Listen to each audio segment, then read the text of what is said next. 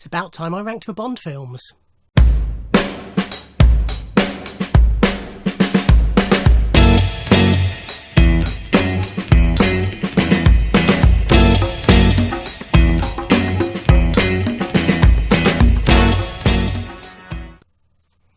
Ahoy hoy everybody, and welcome to a ranking video. And yes, it's the James Bond films. First of all, let me apologise for that big pile of crap there. That's basically the stuff I've had to move to get my box set down. So yeah, just ignore that, pretend it's not there. So yes, Bond. Big Bond fan. Have been ever since I was a kid. It used to be a family, you know, when we were on telly, we used to sit down as a family and watch them. We used to get them at the video shop when they came out and sit and watch them as a family. I was already, you know, well into Bonds, but then the angling club that my family have belonged to practically all my life, they used to have a table in the clubhouse where people used to bring paperback books, and I think for 10p, which you chuck in the pot for club funds, you could take whichever books. And one day, Live and Let Die and On Her Majesty's Secret Service, Ian Fleming's novels, were there, and I bought them and I read them and I loved them, and since then I've been a major ardent Bond fan. Read all the books. I say I've read all the books, I haven't read the last 2 or 3 of the continuation novels because none of them have lived up to Fleming, so I've sort of given up on those. I collect the books, particularly the Fleming ones. I've got loads of different covers of them. They're filed away at the moment for space reasons. I have owned all the films. Dr. No was, I think, the second VHS, you know, what did I used to call them? I used to be rental, and it wasn't retail, it was I can't remember what I used to call them, but when they started that you could buy videos, the second one I ever owned was Dr. No, closely followed by On Her Majesty's and quite a few more, and I eventually collected all of them in pan and scan, then in widescreen, then onto DVD, and now onto Blu-ray. Speaking of which, so my Blu-ray versions of the Bond films are all the Craig films individually, and this box set, the Bond 50 box set.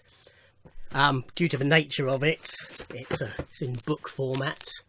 It's not an easy one to use to show individual films.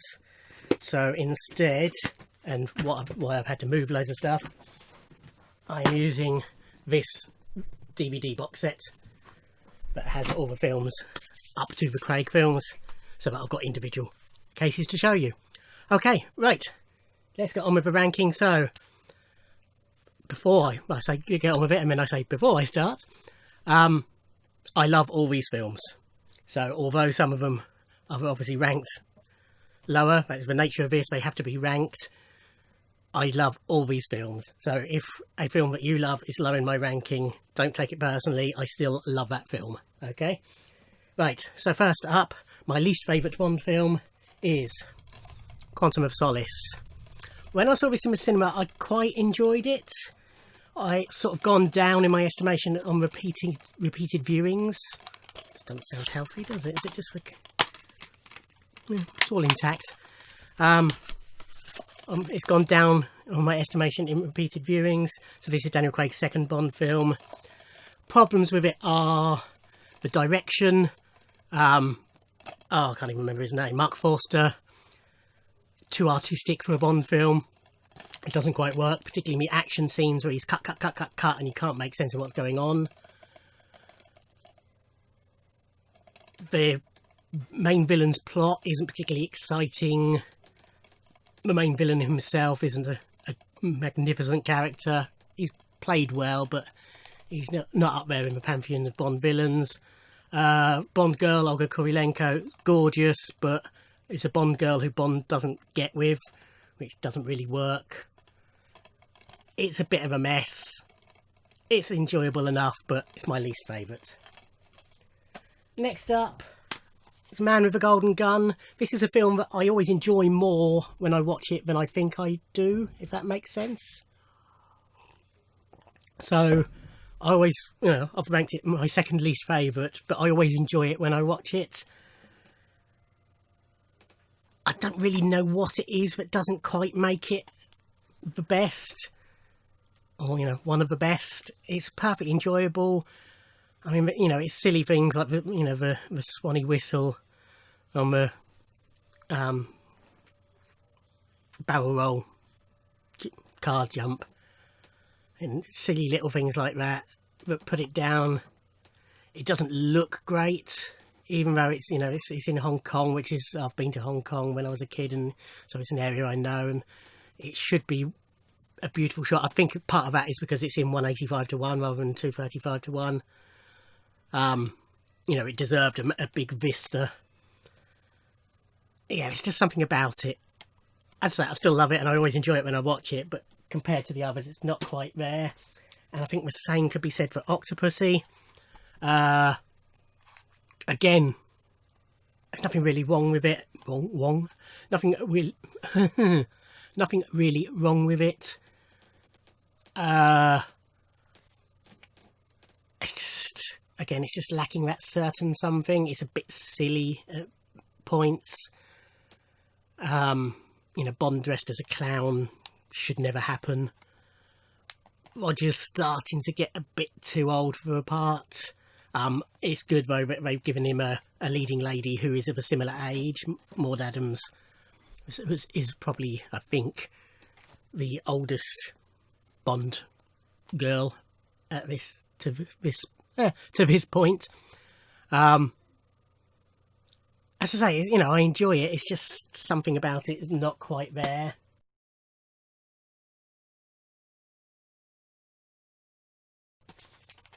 View to a Kill, I do prefer it to Octopussy, even though Moore is definitely too old of a part by this point, particularly to be in a relationship with Tanya Roberts, who's half his age at least. But it goes just above Octopussy for Grace Jones as Mayday, Christopher Walken as Max Zorin, the theme tune. And Tanya Roberts is, although she's not the best actress, she's very easy on the eye. It's, it has its moments, but it's definitely not one of the strongest. Right, this is where I get controversial. My 5th least favourite Bond film.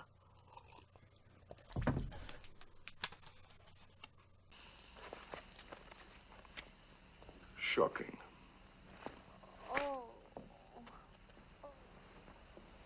Positively shocking. Goldfinger. You're going to find that most of Connery's Bonds are ranked quite low in my list. That said, Connery's probably my second favourite Bond. Second or third. Or fourth. Definitely not fifth. Or sixth. I rate Connery high. I'm recording this a couple of weeks after he died. I enjoy all his films. I enjoy this one least.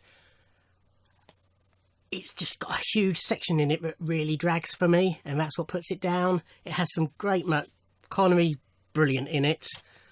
In fact, everybody's brilliant in it. Cast-wise, it's perfect.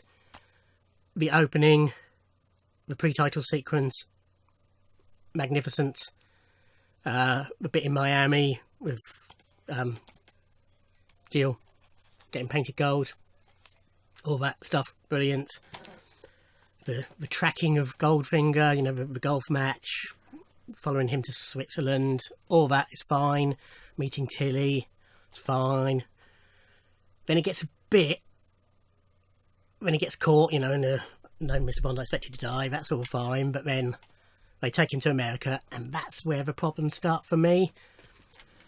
First of all, you've got the very silly, nonsensical plot point of Goldfinger. He gets all his business partners in.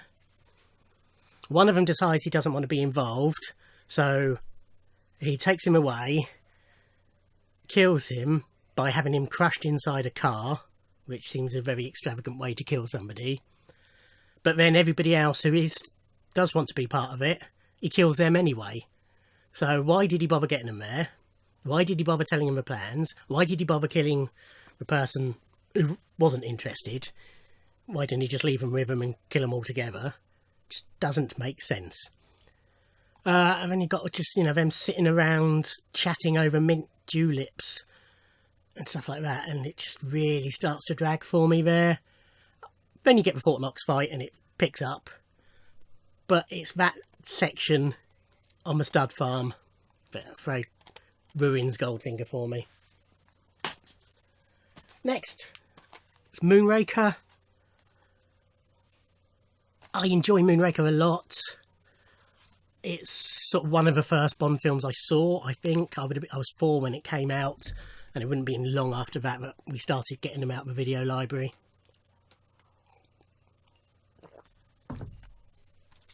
There's the obvious Bond in space element that is a problem, but everything other than that I really like. I don't mind Jaws being getting a bit more lighter comedic role. That doesn't bother me. I know it does some people, and him falling in love and all that, that's fine. It's really just the bit going into space that's the problem. So that's Moonraker. Then we have Diamonds Are Forever.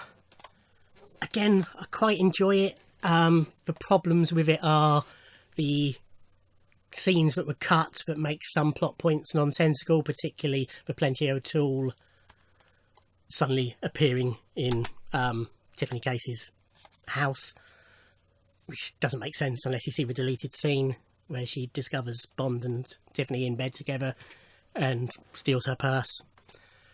Charles Gray isn't the best Blofeld. He's a bit too camp. There's other plot points that don't make sense. People... I'm trying to remember the exact details, but there's a character who's sent to the house,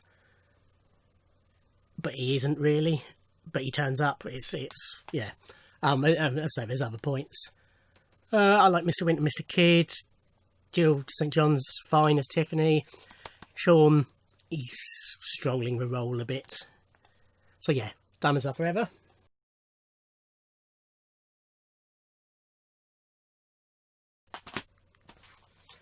Then we have Die Another Day. Half of this is great. Probably more than half. Basically up to the Ice Palace, or up to the escape from the Ice Palace. Everything up to there, really enjoy, love it, brilliant. But then the last section, from the escape from the Ice Palace, the bit on the plane, all that sort of stuff, not good. So that's why it's so low. It's a shame, because as I say, up to there, it's a brilliant film. So next, as I say, lots of Connery, quite low. It's just, I love them. I just prefer the other ones more, basically. Thunderball, which is often quite low on people's lists, as you can see, is a bit higher on mine. Lots of people complain about the underwater scenes slowing it down. I don't mind that, although I do like to play spot the continuity error during those scenes. Yeah, it's, plot wise it's perfect, really. There's no huge balls ups on the plot. Cast wise, really good. Adolfo Celli, have I remembered his name right? Yeah, trust yourself. Adolfo Celli as Largo is excellent. The girls are both really good. Yeah, it's a strong one. As I say, I enjoy all these films, so although this is fairly low, it's still a film I enjoy a lot. Just above that is its follow-up, You Only Live Twice. Very strong. Connery you can tell he's tired of the role at points, although by and large it's good. Donald Pleasance is fine as Blofeld. The girls are fine. Again, plot-wise, it's got a couple of bits that are a bit suspect. I mean, the marriage to Kissy and his disguise is just to make his eyebrows a bit thicker and comb his hair forward or stick a new wig on him. It's a bit suspect, but by and large, really strong.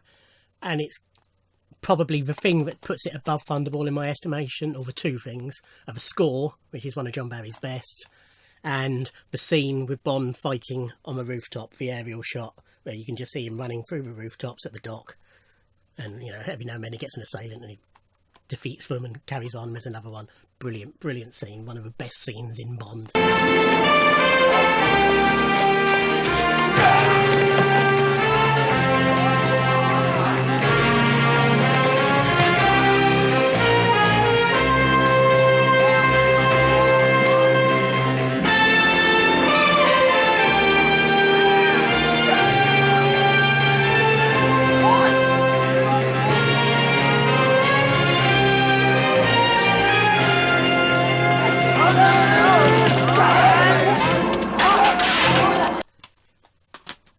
Okay, next up we have Live and Let Die, Roger Moore's debut.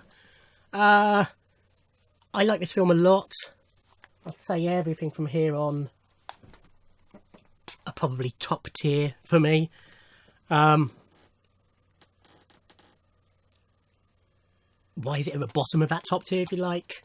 It just hasn't aged that well. The blaxploitation side of it, the characters are, particularly the black characters, are a bit stereotyped. Again, otherwise, score, I love George Martin's score, and it's one of my favourite Bond themes by Paul McCartney and Wings. Jane Seymour's great, Yaphet Kotto, all really well done. And again, it suffers a bit by not being widescreen. But yeah, Live and Let Die. And just above that, it's The Spy Who Loved Me, which is often regarded as Moore's best Bond film. I think it's his most typical Bond film, but as you might have worked out, I have got one above this. Really strong though, great film, sort of very, follows the Bond formula really well and does it really well, if that makes sense. Great characters. The only downside maybe is Kurt Jürgens' villain, Stromberg. I don't think he has enough screen time to make him really sinister. So there's some deleted scenes that I think, if they were in, would improve his character a bit. But yeah, really strong theme and great women in it. Next, another Pierce Brosnan. Sorry, in my head I always call him Piers Bonbons, and so I had to stop myself doing that then. It's Tomorrow Never Dies. So this was his second film. It suffered a bit from production issues, which is a shame, but it's a strong film. I think my biggest problem with it, two really. Jonathan Pryce, who I love as an actor, I'm not 100% convinced on his characterisation of Elliot Carver. Most of it's fine, but it's for silly things like the kung fu kick bit and things like that I don't quite think work. And Michelle Yeoh, she's excellent, and she, obviously she's brilliant with the action, and she's a great actress. I don't really feel the chemistry with her and Pierce Brosnan, but otherwise excellent. Next up is the first film, Dr. No. I love this film. As I said, it was the first one I owned. I've watched it so many times. I probably know it word for word. I can't find much fault with it. The only fault with it, if you like, is it doesn't follow the Bond formula. It doesn't even set up the Bond formula. That wasn't really set up until Goldfinger, which isn't necessarily a bad thing, as you'll see a bit later. But it's a really great start and a great film that I absolutely love. And Ursula Andress, of course, is the ultimate Bond girl. So yes, as you may have worked out, my favourite of the Roger Moores is For Your Eyes Only. It's the most gritty, realistic as Bond ever gets. After Moonraker, they had to literally come back down to earth, and they did it really well. Probably Roger Moore's best acting performance in a Bond film. All the cast, really strong. Maybe Julian Glover's a bit weak as a villain, not because of him or even the character, but just the way it's all set up, the twisty turny way it's revealed. But yeah, really love For Your Eyes Only. Pre-credit scene, nice idea, poorly executed. Okay, next up is Pierce Brosnan's debut Bond film, GoldenEye. Loved it. It, you know, sort of brought Bond back with a bang. The only thing that lets it down is the score. Eric Serra's music for it didn't work for a Bond film, but cast-wise, magnificent. Plot-wise, magnificent. Just magnificent. As everything from here on up is, really.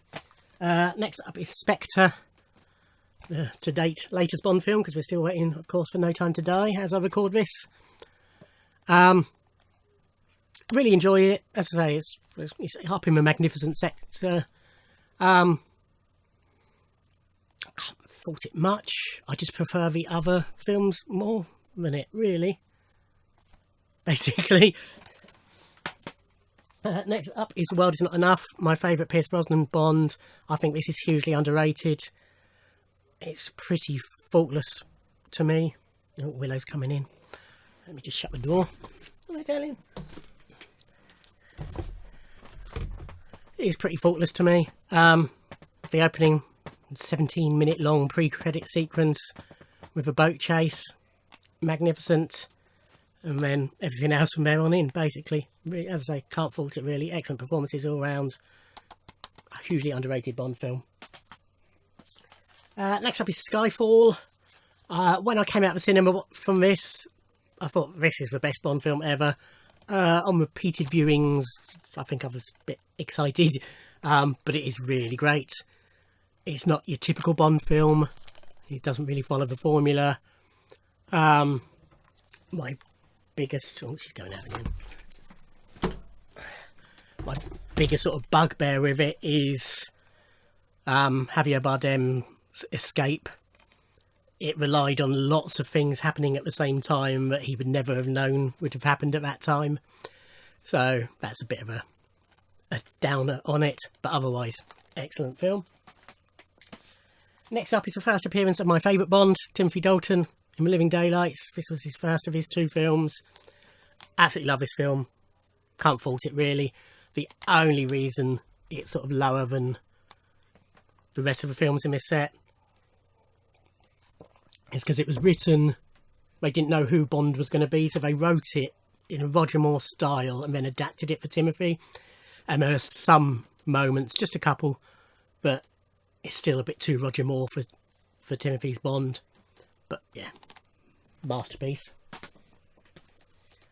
Then we have Casino Royale, Daniel Craig's debut. Love the way it sort of rewrote the rules for Bond.